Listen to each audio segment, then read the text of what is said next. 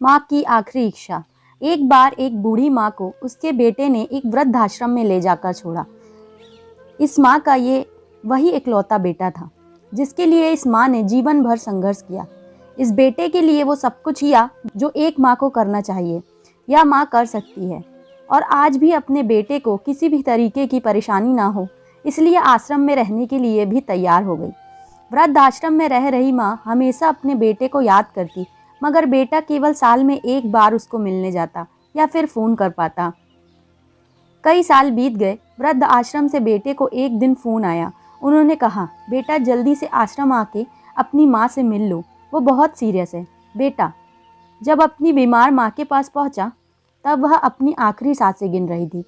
बेटे ने अपनी माँ से उसकी आखिरी इच्छा पूछते हुए कहा, माँ मैं तुम्हारे लिए क्या कर सकता हूँ, बताओ। माँ ने कहा, बेटा इस आश्रम में गर्मी और मच्छर बहुत ज़्यादा हैं, यहाँ पर कुछ पंखे लगवा देना।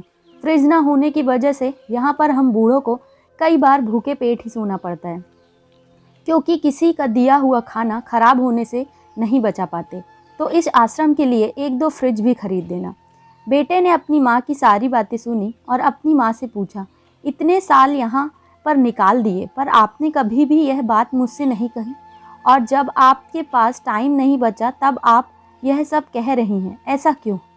माँ ने बेटे को जवाब देते हुए कहा, बेटा मैंने गर्मी, भूख और पीड़ा सहन कर ली, लेकिन मुझे पता है जब तेरे बच्चे तुझे यहाँ पर छोड़कर जाएंगे तब तू यह सब सहन नहीं कर पाएगा। इसलिए तेरी सुविधा के लिए मैं तुझे यह सब लगाने के लिए कह रही हूँ। दोस्तों, माँ की ये आखिरी लाइनें किसी भी बेटा या बेटी की आंखें खोलने के लिए सक्षम है। इतिहास हमेशा अपने आप को दोहराता है।